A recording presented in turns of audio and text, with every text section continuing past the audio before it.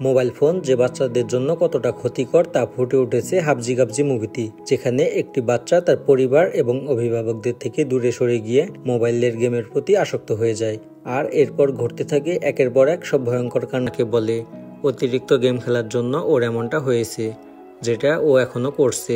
অহনা টিপুর হাত থেকে মোবাইল এসে বলে, আমি ইংলিশ বই থেকে একটা র্যান্ডম করে প্রশ্ন করব, তুমি লিখো। প্রথম না শুনলে অহনার ধমক দেওয়াতে লিখতে বসে টিপু। টিপুর লেখা দেখে অহনা তো অবাক, লেখাটা কেমন বেঁকে গিয়েছে, একটা লাইনও সোজা নেই। অহনা বলে, এরকম করে লিখছো কেন? টিপু বলে, আমি এরকমই লিখি। বাকি খাতাগুলো বের করে অহনা দেখতে পায় প্রতিটা খাতায় একই রকম লেখা, প্রতিটি খাতাতেই লেখা বাঁকা হয়ে গেছে। স্কুল ডায়েরি বের করে সেখানে দেখতে পায় প্যারেন্টস টিচার কল লেখা রয়েছে।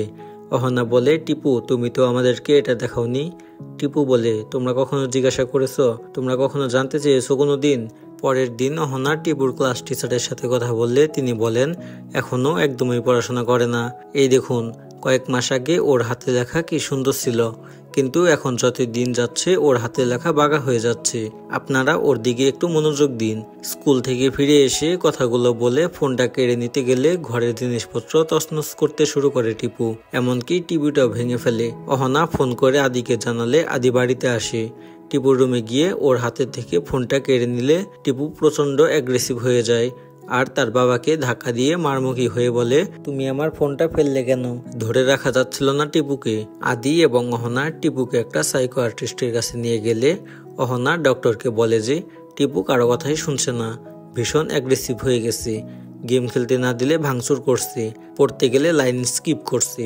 তখন সাইকোয়াট্রিস্ট বলে, আসলে গেমিং করতে গেলে মাইন্ডটা এত ফাস্ট রিয়াক্ট করে যে কোনো এক জায়গায় ফোকাস করা হয়ে ওঠে না। ফোনটা এখন ওর কাছ থেকে নিতে যাবেন না। আসলে বিহেভিয়ারিয়াল অ্যাডিকশন তো, তারপর আবার টলারেন্স লেভেলও বেড়ে গেছে। এই সময় ফোনটা নিতে গেলে ও খুব ভায়োলেন্স অ্যাগ্রেসিভ একটা উইথড্রল করবে। এই সময় ভুলিয়ে ভালিয়ে যতটুকু কাজ হবে সেটাই এনাফ। আদি বলে, যদি গেম খেলতে না দিই তাহলে কি ঠিক হতে পারে? ডক্টর বলে, সাউথ ইন্ডিয়ার এক ছেলে তার বাবাকে খুন করেছে গেমিং করতে দেয়নি বলে। বুঝিয়ে সুজিয়ে আস্তে আস্তে ওকে সরিয়ে আনতে হবে। বাইরে বেড়াতে নিয়ে যান, সম্ভবত কোনো পাহাড় যেখানে ওয়াইফাই বা কোনো ইন্টারনেট কানেকশন থাকবে না, হাতে ফোন থাকলেও গেমিং করতে পারবে না। অ্যাডভেঞ্চার দিয়ে যদি ওর মনোযোগটাকে গেমের থেকে সরানো যায়। আদি এবং অহনা যায় সিকিমের একটা পাহাড়ি গ্রামে। দুর্দান্ত প্রাকৃতিক সৌন্দর্য, কিন্তু ওসব দিকে টিপুর কোনো মনোযোগই নেই। ও মোবাইলে নেটওয়ার্ক পাচ্ছে না বলে সেই নিয়ে অনেক বিরক্ত। গাড়িতেই ও হ্যালোসিনেট করছে যে ওদের গাড়িকে ফলো করছে একদল এনিমি। নিজের হাতকে বন্দুক বানিয়ে ও একে একে সবাইকে মেরে ফেলে। এরপর তারা একটা হোমস্টেতে গিয়ে পৌঁছায়, যেখানে হোমস্টের দুজন কর্মচারী ওদেরকে ওয়েলকাম করতে চলে আসে। হোমস্টের রেজিস্টারে তাদের নাম পরিচয় এন্ট্রি করার সময় দেখে যে সেখানে দেওয়ালে একটা বন্দুক টাঙানো রয়েছে। আদি বলে, আপনি কি শিকার টিকার করেন নাকি? লোকটা বলে, না না, ওটা আমার দাদুর আমলের ট্রিংলক পিস্তল, এটা টিপু সুলতানের জামানার বন্দুক। টিপুকে সেটা দেখায় আদি, কিন্তু টিপুর সেদিকে কোনো খেয়ালই নেই। উল্টো টিপু লোকটাকে জিজ্ঞেস করে, ওয়াইফাই এর পাসওয়ার্ড কি? লোকটা বলে, এখানে কোনো ওয়াইফাই নেই। রেগে গিয়ে টিপু বাগানে গিয়ে ইন্টারনেট খুঁজতে লাগে। কোথাও পাওয়া যাচ্ছে না দেখে সে ফিরে আসে। তার বাবা মাকে বলে, তোমরা জানতে না এখানে নেটওয়ার্ক নেই, তাই আমাকে এখানে নিয়ে এসেছো। আদি বলে, কই বাবা, আমরা তো জানতাম না। টিপু বলে, আমাকে এখনই বাড়ি নিয়ে চলো। টিপুর মাইন্ডে কিন্তু গেম চলছে, সমস্ত বন্দুকধারী এনিমিদেরও দেখতে পাচ্ছে, কিন্তু ওর হাতে বন্দুক নেই, কারণ মোবাইলে ইন্টারনেট নেই, তাই লুকিয়ে লুকিয়ে বেড়াচ্ছে, নইলে এনিমিরা ওকে মেরে ফেলবে। এই ভয়ে পরের দিন সকালে সাইরেন দেখতে বেরোনোর সময় টিপু দেখে সেখানে একজন সবজি দিতে এসেছে। তার কাছে গিয়ে জিজ্ঞেস করে, এখানে নেটওয়ার্ক পাওয়া যাবে কোথায়? লোকটি বলে, এখান থেকে একটু নিচে গেলে একটা ছোট্ট মার্কেট আছে, ওইখানে নেটওয়ার্ক পাওয়া যায়। গাড়ি একটু নিচে নেমে গেছে। টিপু বাথরুমে যাওয়ার নাম করে সেই জায়গায় যায়, গিয়ে গেম খেলা শুরু করে দেয়। এখানে খুব ভালো মোমো পাওয়া যায়। আদি এবং অহনা একটা রেস্টুরেন্টের মোমোর আড্ডায় গিয়ে দেখে যে টিপু সেখানে আসছে না। রেস্টুরেন্ট থেকে বেরিয়ে এদিক ওদিক দেখতেই দেখে যে আদি গেম খেলতে বসে গেছে। অনেক বোঝানোর পরেও টিপুকে কিছু খাওয়ানো যায় না। তখন আদি আবার রেগে ওর হাত থেকে ফোনটা কেড়ে নেয় আর অহনাকে টেনে নিয়ে রেস্টুরেন্টের ভিতরে গিয়ে বলে যে ও খিদে পেলে ও আপনি চলে আসবে। কিন্তু একটু পর অহনা ফিরে এসে দেখে যে টিপু কোথাও নেই। ওরা সবাই ভয় পেয়ে যায়। টিপুকে খুঁজতে খুঁজতে দেখে একটা খাবারের ধারে বসে আছে। তখন ওরা দৌড়ে সেখানে গিয়ে টিপুকে জড়িয়ে ধরে। টিপু বলে, আমার শরীরটা ভালো লাগছে না, আমায় বাড়ি নিয়ে চলো। কেমন পাগলের মতো করছে টিপু। এরপর তারা বাড়ি ফিরে এলে 6-7 ঘন্টা গেম খেলে টিপু অজ্ঞান হয়ে যায়। তাড়াতাড়ি তাকে হাসপাতালে ভর্তি করা হয়। এসব শুনে ডক্টর বলে ওকে অবজারভেশনে রাখতে হবে। সমস্ত পরীক্ষা নিরীক্ষা করে কাল রিপোর্ট আসলে আপনাদেরকে জানাবো। অহনা কাঁদতে কাঁদতে আদিকে বলে, আমাদের জন্যই আজ আমাদের ছেলের এই অবস্থা। বড় গাড়ি, বড় বাড়ি, আর এখন দেখো সবচেয়ে বড় হলো বিপদ। এখন আমরা কি করব? ঠিক সেই সময় একটা ফোন এলো। অহনা সেটিকে দেখে খুবই আতঙ্কিত হয়ে যায় আর আদিকে ফোনটা দেখালে আদি বলে, তুলিস না, সুইচ অফ করে দে। পরদিন সকালে ডক্টরের সাথে কথা বলতে বলতে আদির ফোনে 1000টা মেসেজ আসলে অহনা রেগে গিয়ে আদির ফোনটা ছুঁড়ে ফেলে দেয়। টিপুর সিটি স্ক্যান করে ডক্টর বলে, মাথার একটা জায়গায় টিপুর ড্যামেজ হয়ে যাচ্ছে। মনে হয় ওর অ্যাংজাইটিও ছিল, ওভার ড্রেসও ছিল। আপাতত ওকে কনজারভেটিভে রাখতে হবে। একজন সিকিম পুলিশ লালবাজারের একজন পুলিশ অফিসারকে নিয়ে হাসপাতালে এসে অহনার ফোন নাম্বারে ফোন দেয়। অহনা আর আদির খোঁজ করে। পুলিশ সেকেন্ড ফ্লোরে গিয়ে অহনা আর আদির সাথে দেখা করে, কিন্তু কেন জানি না অহনা পুলিশ দেখে প্রচন্ড ভয় পেয়ে যায়। আদিকে একটু আলাদা নিয়ে গিয়ে অফিসার জিজ্ঞেস করে, আপনি কি করেন? আদি বলে, আমি একজন ইনভেস্টমেন্ট ব্যাংকার। কি হয়েছে আমাকে একটু বলেন। ওদিকে ওখানে অহনা একা না থাকতে পেরে আদির কাছে চলে আসে। অফিসার বলে, ভালোই হয়েছে, আপনাদের দুজনের সাথে আমার কথা আছে।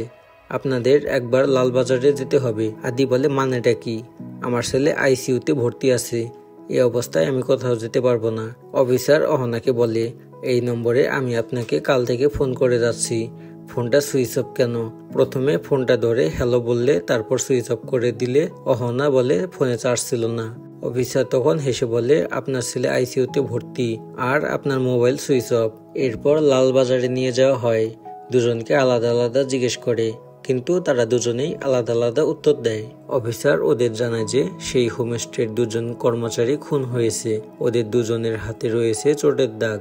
অহনা আর আদি বলে, ফরেস্টে ঘুরতে গিয়ে এই চোটটা লেগেছে। এভাবে দুজনের কথাবার্তায় অসংলগ্নতা পেয়ে অফিসার সিদ্ধান্ত নেয় যে টিপুর সাথে কথা বলবে। ডক্টরের কাছে গিয়ে অফিসার বলে যে জ্ঞান ফিরলে সবচেয়ে প্রথমে তাদেরকে যেন জানানো হয়। জ্ঞান ফিরলে ডক্টর টিপুকে জেনারেল বোর্ডে ট্রান্সফার করেন। তারপর লালবাজারের দুজন অফিসার টিপুর সাথে কথা বলতে আসে। অফিসার বলে, তোমার বাবা মা দুজনেই প্রবলেমে আছে। তোমার বাবা বলছে আমি খুন করেছি, আর তোমার মা বলছে আমি খুন করেছি। এবার বলো তো টিপু, ওই আঙ্কেল আর আন্টিকে কে মেরেছে? সত্যিটা টিপু বলে, আমার একদম ভালো লাগছিল না। আমার ওখানে সেখানে কোনো নেটওয়ার্ক ছিল না। আমার দম বন্ধ হয়ে আসছিল। বাগানে বসে আছি, হঠাৎ দেখি এয়ার স্ট্রাইক হচ্ছে। আমার মনে হলো আমার এনিমিরা আমাকে ঘিরে ফেলেছে, চারিদিক দিয়ে অ্যাটাক হচ্ছে, কিন্তু আমি কি দিয়ে ফাইট করব? তাই ভিতরে ছুটে গিয়ে আঙ্কেলের সেই পিস্তলটা নিয়ে আসি এনিমিদের মারার জন্য এবং মেরেও ফেলি, পরপর 2টা গুলি চালিয়ে। কিন্তু 2টা গুলির পর বন্দুক আর চলে না। তখন আমার বাবা চলে এলে আমি দেখি সত্যি আমি সেই আঙ্কেল আর আন্টিকে গুলি করে মেরে ফেলেছি। আমাকে পুলিশ ধরবে, তাই আমার বাবা মা তাড়াতাড়ি বাড়িতে নিয়ে আসে।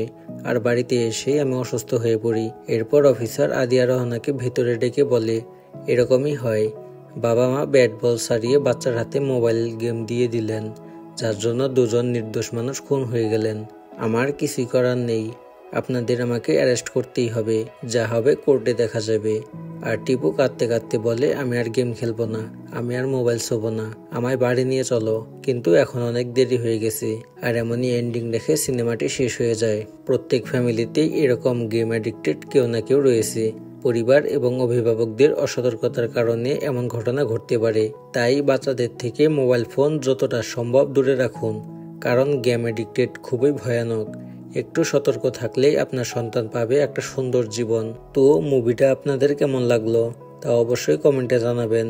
আর চ্যানেলে নতুন হয়ে থাকলে প্লিজ সাবস্ক্রাইব করবেন।